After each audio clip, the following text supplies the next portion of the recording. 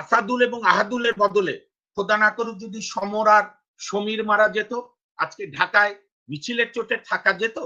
আমাদের সব বিশিষ্ট অধ্যাপকরা, বুদ্ধিজীবীরা, ঘাতক দালাল নির্মূল কমিটি, তারপরে কি এডিটর্স গিল্ড না দালাল গিল্ড কি বলতো, মানে ভণ্ডামি প্রতারণার একটা শেষ আছে। এখানে বসে বলছেন আমি প্রগতিশীল, আমি মুক্তিযুদ্ধের চেতনা, মুক্তিযুদ্ধের মূল চেতনা আমার ভোটাধিকার। আজকে ভোটাধিকার হরণ করে ভারত সহায়তা করছে। আজকে দেখেন নামাজ পড়বে অনুমতি লাগবেই বা কেন, আবার অনুমতি দেয়ও না। আমরা ঢাকা বিশ্ববিদ্যালয়ের রোজার মধ্যে দেখেছি না। আমি তো অবাক, আমি তো অন্য পিরজাদা হারুন ভাই বা পাঠান ভাই অবশ্যই আমাদের চেয়ে বয়োজ্যেষ্ঠ, আমরাও কম হয়নি, 50 পার হয়েছে। আমি কোন বাংলাদেশ আজকেও মুসলমানদের বিরুদ্ধে বক্তৃতা দিয়েছি। এবং ভারতের যে কংগ্রেস পিছিয়ে পড়া মুসলমানদের জন্য বিভিন্ন স্কিমের কথা বলেছে, ওই যে এসটি, তারপরে ওই যে নমশূদ্র যারা নিম্ন বর্ণের হিন্দু তাদের জন্য বলেছে। নরেন্দ্র মোদী বলেছে যে রাহুল গান্ধী মুসলিম লীগ করতে চায়, মুসলিম ভারত করতে চায়। পুরা নরেন্দ্র মোদীর মতো এত বড় একটা নির্যাতক, নিপীড়ক, মিথ্যাবাদী সমস্ত প্রতিষ্ঠানগুলো ভারতের নেহেরু গান্ধীর যে স্বপ্নের ভারত সেটাকে হত্যা করে আজকে আরএসএস এর চরম নথুরাম গডসে যারা মহাত্মা গান্ধীকে হত্যা করেছিল। কেন হারুন ভাই? নথুরাম গডসের জবানবন্দি পড়েন। নথুরাম গডসে বলেছে আমি মহাত্মা গান্ধীকে শ্রদ্ধা করি, কিন্তু ওনাকে আমি হত্যা করেছি কারণ উনি পাকিস্তানে টাকা পাঠানোর জন্য অনশন করেছে। আজকে সেই রাজনীতির সূত্রগুলো তো আমাদের বুঝতে হবে। আপনি এখানে বসে বলছেন আমি প্রগতিশীল, আমি মুক্তিযুদ্ধের চেতনা, মুক্তিযুদ্ধের মূল চেতনা আমার ভোটাধিকার। আজকে ভোটাধিকার হরণ করে ভারত সহায়তা করছে। ভারত এই সুযোগ, ভারত কি এখানে আমার সঙ্গে প্রেম করছে? পরকীয়া প্রেমে হারুন ভাই আপনি আরো ভালো জানেন, সিনেমা করেন, সিনেমা বানান, এগুলো আরো কাছ থেকে দেখেছেন। তারপরে আমরাও অনেক প্রেম ভালোবাসা, কিন্তু আপনাদের প্রেম ভালোবাসা আরো ব্যাপক। পরকীয়া প্রেম মানেই হচ্ছে সুযোগ নেওয়া ওই পুরুষের কাছ থেকে। সুতরাং ভারত সরকারের যে পরকীয়া আমাদের সরকারের সঙ্গে, আমাদেরকে সমস্ত গুলোকে শুষে নেওয়া, যে কারণে বঙ্গবন্ধু কন্যাই একদিন বলতে বাধ্য হয়েছে ভারতকে আমরা যা দিয়েছি ভারত সারা জীবন মনে রাখবে। আমি বহুবার জানতে চেয়েছি, আজকেও আপনার এই টক শোতে জানতে চাই মাননীয় প্রধানমন্ত্রী আপনি ভারতকে কি কি দিয়েছেন। তো সুতরাং পাঠান ভাই যেটা বলেছেন ইঞ্জিনিয়ার সাহেব, যে আমরা কি লেন্দুর দর্জি সিকিম হয়ে যাচ্ছি, লিটারেলি হয়তো ম্যাপ আলাদা থাকবে, কিন্তু আমরা তো আসলে লেন্দুর দর্জিরাই বাংলাদেশ চালাচ্ছে। না হলে দুইজন মানুষ মারা গেল, আমি মুসলমানও বলতে চাই না, দুইজন মানুষ মারা গেল ওই স্পটে, এত বড় ঘটনা ঘটলো, ওই ফরিদপুর জোনের গ্রেটার ফরিদপুরের কোন প্রতিমন্ত্রী মন্ত্রী দেখতে গেল না কেন? আজকে আপনি ভিসা ভিসটা ভাবুন তো, ফরিদ ভাইকে আমি দৃষ্টি আকর্ষণ করছি, হারুন ভাই আপনারও আমি দৃষ্টি আকর্ষণ করছি, দর্শক সহ সঞ্চালক, যোগ্য সঞ্চালক মনির ভাই, যে আজকে যদি ওই আহাকা আমার কি নাম জানো আমাদের দুই শহীদ, যে দুই আসাদুল এবং আহাদুল, আসাদুল এবং আহাদুল, আসাদুল এবং আহাদুলের বদলে খোদা না করুক যদি সমর আর সমীর মারা যেত, আজকে ঢাকায় মিছিলের চোটে থাকা যেত। আমাদের সব বিশিষ্ট অধ্যাপকরা, বুদ্ধিজীবীরা, ঘাতক দালাল নির্মূল কমিটি, তারপরে কি এডিটর্স গিল্ড না দালাল গিল্ড কি বলতো, মানে ভণ্ডামি প্রতারণার একটা শেষ আছে।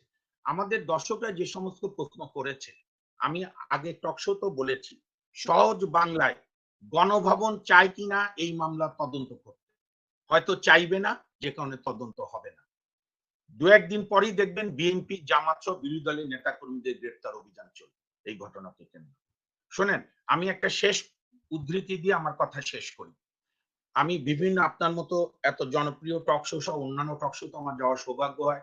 আমার প্রফেশন আইনজীবী, তো আমি সমাজের টপ টু বটম আমার কাছে আসে, সব দলের নেতারাও আসে, কারণ যার যার ব্যক্তিগত কেস নেই। কারণ আমাদের ল প্রফেশন হচ্ছে ডাক্তারের মতো, রোগী আসে আমরা দেখি, রোগী মানে সামাজিক রোগী। আমি সেই অভিজ্ঞতা থেকে বলছি, দর্শকরা যেগুলো বলেছেন তারা আমাদের চোখ রাখবে। শোনেন, হিটলার যখন এই ফ্যাসিবাদের উত্থান ঘটালো, তখন একজন ক্যাথলিক নেতা, আমি নামটা এই মুহূর্তে মনে করতে পারছি না, উনি একটা চমৎকার কবিতা লিখেছিলেন যার সারমর্ম হচ্ছে, যখন ফ্যাসিস্টরা কমিউনিস্টকে মারতে আসলো তখন আমি প্রতিবাদ করিনি, কারণ আমি কমিউনিস্ট ছিলাম না। ফ্যাসিস্টরা যখন নাজি হিটলাররা যখন প্রোটেস্টান্টদের হত্যা করতে আসলো তখন আমি বাধা দেইনি, কারণ আমি প্রোটেস্টান্ট ছিলাম না। তারা যখন সোশ্যাল ডেমোক্রেটদের হত্যা করতে আসলো তখন আমি নীরব ছিলাম, কারণ আমি সোশ্যাল ডেমোক্রেট না। তারা যখন লিবারাল ডেমোক্রেটদের হত্যা করলো, তখনও আমি কণ্ঠ উঁচু করিনি, কারণ আমি লিবারাল ডেমোক্রেট না। তারা যখন আমাকে হত্যা শেষ করতে পর্যায়ে আসলো, একটু সংক্ষিপ্ত করতে। হ্যাঁ বলছি, তারা যখন আমাকে হত্যা করতে আসলো, তখন আর আমার হত্যার প্রতিবাদের করার জন্য কেউ বেঁচে নেই। আমরা বাংলাদেশ কি সেদিকে যেতে চাই? আজকে দেখেন, নামাজ পড়বে অনুমতি লাগবেই বা কেন? আবার অনুমতি দেয়ও না। আমরা ঢাকা বিশ্ববিদ্যালয়ের রোজার মধ্যে দেখেছি না? আমি তো অবাক। আমি তো অন্য পীরজাদা হারুন ভাই বা পাঠান ভাই অবশ্যই আমাদের চেয়ে বয়োজ্যেষ্ঠ। আমরাও কম হয়নি, 50 পার হয়েছি। আমি এ কোন বাংলাদেশ দেখছি? ইফতার একটা সামাজিক অনুষ্ঠান। দুর্গাপূজায় আমার একটা লোভ থাকতো লুচি সবজি খাওয়ার জন্য। এরকম খ্রিস্টানদের কেক বানাতো আমাদের প্রতিবেশী খ্রিস্টান যে থাকতো। আজকে শেখ হাসিনা এই বাংলাদেশকে কি কোন জায়গায় নিয়ে গেছে? নামাজ পড়ার জন্য অনুমতি লাগবে।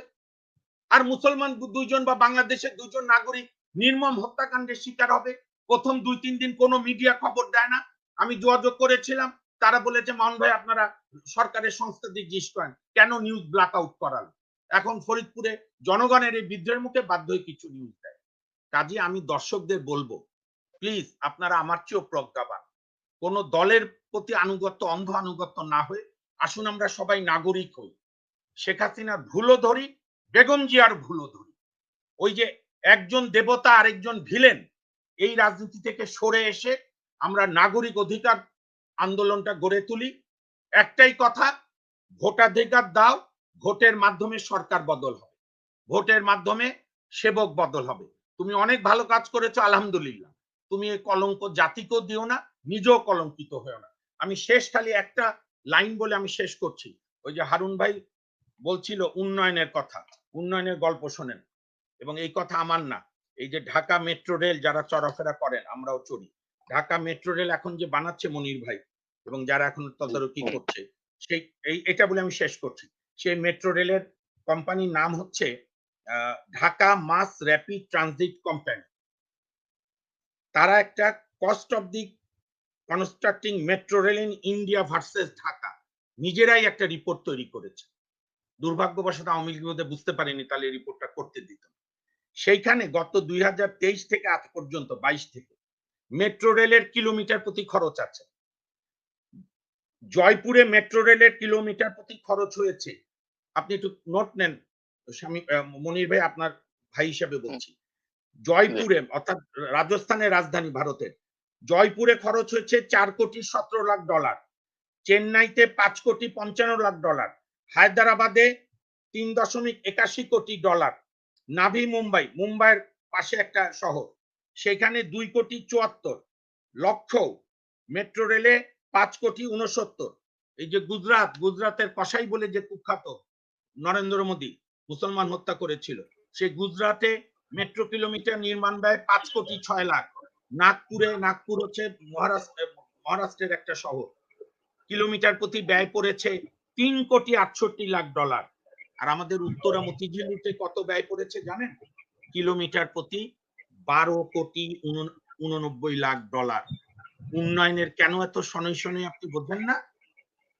ভারতের কোন কোন শহরের 4 গুণ, ভারতের কোন কোন শহরের দ্বিগুণ। এবং এই উন্নয়ন পায় কারা? আওয়ামী লীগের সুবিধাবাদীরা।